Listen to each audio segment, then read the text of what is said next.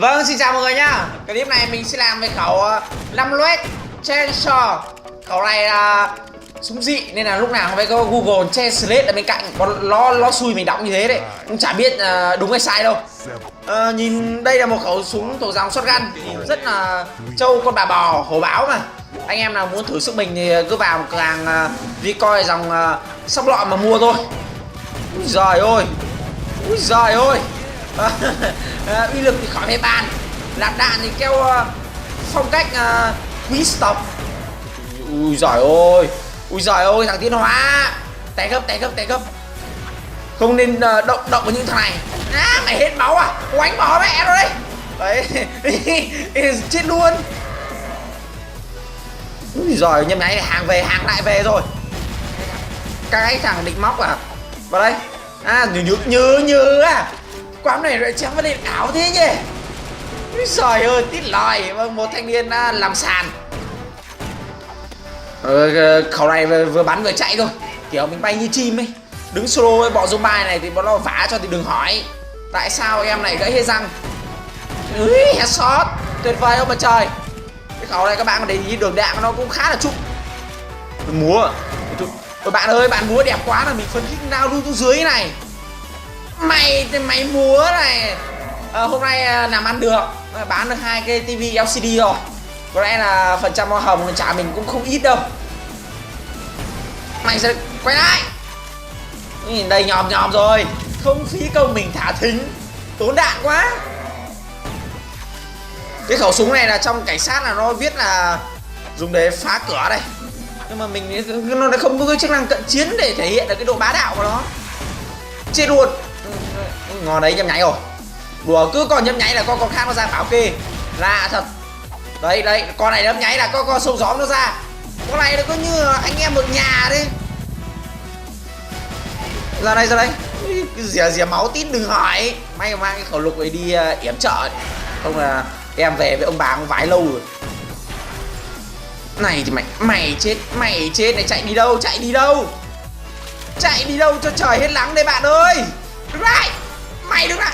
Ô vâng, có một chút vi diệu nhẹ. Hết thời gian rồi mà em đã biến hero, em không biến hero, hắn vẫn chạy như đúng rồi ấy. Lạ thật, chết đằng nào chả chết thì quay lại pha người chứ, biết đâu lại chơi được mình. Thì thế, đáng mạng ngon. Đạn của khẩu này là cũng 10 băng đấy. Bắn thì mỏi hết cả tay. Nó được cái là nó nhét đạn vào rất là nhanh, đã ức chế. Chứ nó đã yếu, đã khắm mà nó lại còn thay đạn lâu nữa thì đúng là như cái khẩu Winchester Gold này thì đúng là đập bàn phím này. Không bao giờ mình mua. Nhìn rất là đẹp. Cái tay của thằng Commando nó lại to nữa, nên là cầm khẩu súng này thể hiện được cái sự đẹp. Mình là người ghép set súng mà, nó phải tinh tế ở cái chỗ đấy.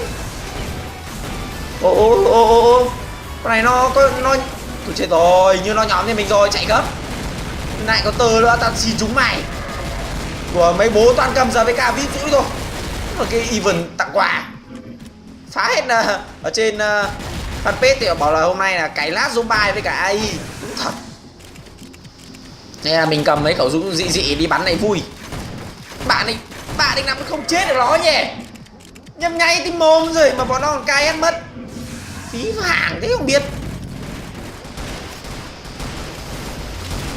Rồi anh em nào hết ạ. Úi giời, bắn tầm trung được 100 tiết đấy. Thằng tiên sư bố thằng đã choáng đây. Con lạ thế là giời. Mình mà biết thằng nào tí nữa mình cứ canh zombie bay nó đuổi là mình cho quả choáng vào mặt thôi. Mày chơi như thế nó mới công bằng. Úi giời ơi. Ui, đấy ghê không. Cứ nói thôi. Thôi bọn mày quả nhà mày hết. Đấy, có thằng nào vào đây ăn này. Đấy của nhà chúng mày hết. Cứ bắn được một tí là nó ra nó giết. Ức chế thật. Terminator nó nhìn nãy giờ rồi. Chắc là không cào đứa nào cay cao nhà bà Cú. Tao dỗi, không đi cào nữa. Ôi bàn tiến trước. Vâng, rất là chảy cối. Nó đuổi mình từ trong nhà ra ngoài sân, từ ngoài sân lên cầu thang. Thì bây giờ mày chết với tao. Mày đuổi nó đi, đuổi đi. Ghét lắm. Thằng tự mình to chết đâm sàng à? Tự nhiên đau nhồi máu cơ tim à? Vâng, thằng này chơi bựa chắc là không cào được. Lạ thế, không cào được, hắn im kiểu như là giận hờn vu vơ, không thích cào thì thôi, chúng mày làm gì được tao. Rất ghét cái thằng như thế và làm zone bài nó cứ đứng im rồi. Nhưng mà may phát đây trận đây đông zone, ít zone bài thì đúng là mình cứ nhẹn đây ra mình giết rồi. Con commando này được cái là nó nhảy giảm thiệt hại, giảm sát thương rất là tốt. Với cả nhiều bạn cứ hỏi mình chơi trong phòng có cái ông có tên nó CF ấy, đấy là nick được ân xá hàng nghìn nick cơ, chứ không phải là một nick đâu mà lúc nào cũng phải chơi chung. Hàng về rồi, úi giời, đông số bay vãi trưởng à. Té gấp chỗ này là không phải chỗ để mình nhảy nhót rồi, sảy chân một cái thôi. Em đi xa quá, em lên bàn thờ em nhé. Chết này. Ôi ngon. Úi giời ơi. Vâng, một viên trúng ngực nó được 200 tiết, 200-300 tiết.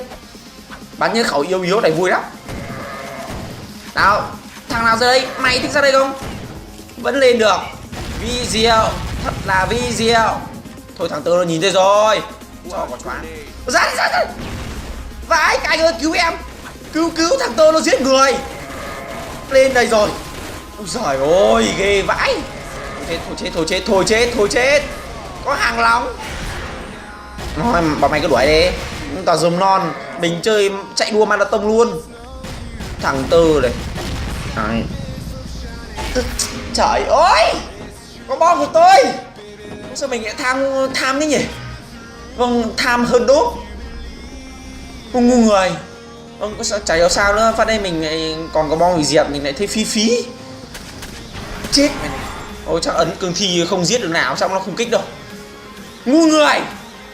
Thấy có bom nó đẹp quá. Mình không lỡ giữ nó trong lòng. Phát đây mà đáp được quả bom ra mày ăn ối kiều ấy. Phí thế, có giáp nên là hơi tự tin. Vâng, mình là Tiền. Và trong một lần giúp bay đuổi mình còn có bom hủy diệt, mình cố moi ra đáp và mình chết sặc mau mồm. Mình cảm thấy đó là một quyết định thật sai lầm.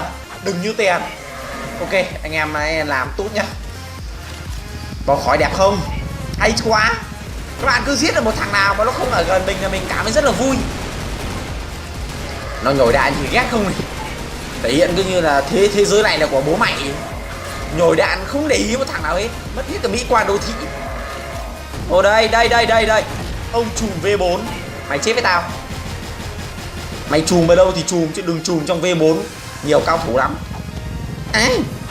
Ui, thằng người diệt. Bố thằng con ghẻ. Kiểu như xem One Piece đi.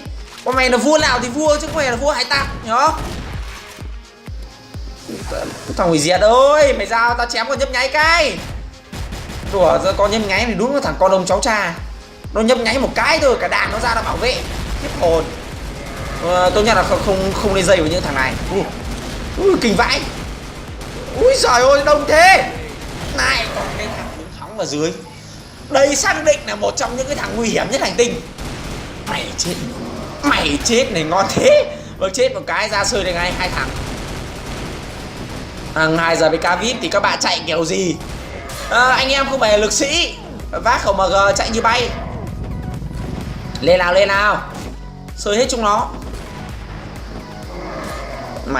Mày chạy đi đâu? Quay nó vào, oánh nó. Sao đó? Sao này hạ sĩ kìa. Vãi chữa, mình chơi tự do à? Ôi, có lẽ vừa nãy mình vào phòng trung cấp với cả là cao cấp nó đông quá, màu đỏ ấy. Hình như lúc ấy mình vào trung cấp mấy ấy, chắc ấn bừa này sang bố phòng tự do rồi. Không sao chiến hết. Tự do mà các bạn ấy đông số bay đuổi nhiệt tình như này mình thích. Chứ thực sự bây giờ chơi nhiều phòng ấy, cứ số bài nó ào rất ức chế. Chơi cả mấy thốn lắm. Ôi thằng tia chớp đen nó lên kìa, chạy đi. Thằng này là những thằng không lên dây, người nó đầy mắm tôm đấy. Thôi chết tôi rồi. Bố cái thằng đứng im. Nó không chơi thì nó đừng đứng đấy, làm mình cảm thấy hốt. chạy rắt quá. Sang đây làm sao được mà sang. Còn này cái đam nó khỏe như cậu 687 nhỉ. Chất lời. Một viên tầm 500 tiết vào đầu kill. Thế thì phê rồi. Úi giời ơi, xanh nè, xanh nét. Bọ lẹt của đời em, anh đừng đuổi em nữa. Bày sang một thằng tham ăn. Vâng, cái thằng bọ lẹt này nó định sơi mình rồi. Lại con hủy diệt. Ra tập xong anh xanh lá cây bắt đầu bành chướng ngại thiên hạ. Cảm thấy điều này không vui. Tiền ở đây thì đừng hòng thằng nào làm chủ thiên hạ nhá. Vẫn không đỏ nhấp nháy. Ôi giời ơi, tôi chết rồi rồi. Ôi giời ơi. Nghĩ gì? Vãi đông thế. Bọn kia nó quay tay thành tập đoàn, bọn này nó ra nó cào mình. Vâng, cục xúc. Bọn trên cục xúc, bọn mày thích, bọn mày giỏi, bọn mày ra kia sơi mấy thằng hổ báo cầm súng MG kìa. Sơi cầm một mình làm hero. Tuyệt vời. Tuyệt vời. Bày sang một đứa. Này, cái gì? Bạn định làm gì mình? Bạn định làm gì mình? Bọn mày định làm gì tao? Thôi ăn choáng đi. Mày chết. Mày chết. Mày chết. Ui, bố nữa, bọn mấy thằng nó cầm bồ cào ở dưới nó quẩy lên như đúng rồi ấy. Sợ thật mình cứ đứng trên một đồng giày nó phả xuống. Thôi chết rồi. Ôi trời ơi. Cười nhiều quá. Ở pha đây chạy làm sao lại nhảy mít được cái chỗ ấy nhỉ? Tự nhiên này trên một cái pha nó rất là ngu người. Pha đây còn 2.000 máu mình mà nhảy ra sang đây là nhảy nhót linh tinh nó lại sống ý. Biết đâu được. Xuống trời mà. Cái khẩu này trước mình có làm một lần rồi, nhưng mà mình quay chất lượng video có 30 fps rồi phải, nên là xem nó hơi dở. Cái clip này mình sẽ cố khắc phục. Giết luôn. Hủy diệt nó lấy sóng. Mày. Ôi giời ơi. Vâng, ngồi trong đêm tối em bắt cá hai tay. Một chém chết hai thằng. Vì diệu. Sợ thật, bọn này nó rũi cho mình không đi được. Rồi, có thằng vỡ mồm. Sợ thế nhỉ, đúng là giờ với cả VIP mấy bố đứng ở tập đoàn ghê quá.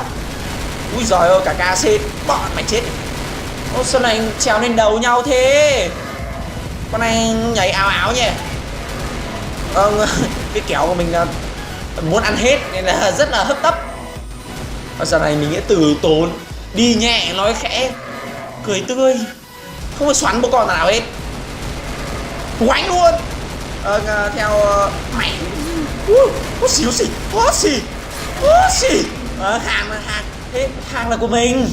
Nó sơi ra 3 con mắc luôn tiến hóa. Có phê. Anh em bình tĩnh nhá, không có gì phải nóng vội cả. Mình hồi máu xong rồi mình rào mình bơm cho mỗi thằng hero lít 2 lít máu là bọn nó được im cho mình cào ngay mà. Giờ là mình chơi theo kiểu hối lộ. Quan hệ bình thường là không có thua đâu. Rồi, nào vào. Con này, mày làm gì? Chạy nhanh thế. Ui, 2 thằng hero luôn. 2 hero luôn. Ui giời ơi. Cái cám lợn 138 máu. Tao giết hết. Con này nó chém như đúng rồi ấy. Mày double kill. Ui lâu lắm rồi mày ăn double kill hero. Đấy rồi, mày cảm ơn bạn đã bắn chết mình đỡ phải hồi máu. Không tiến hóa cũng được. Solo bọn hero cứ phải trâu máu thì mới sơi được. Tập trung nào. Quay nó luôn, không hết thời gian rồi. Ui giời ơi, vâng, khổ thân cho bạn hero đó. Và mình cũng xin dừng clip ở đây rồi nhá.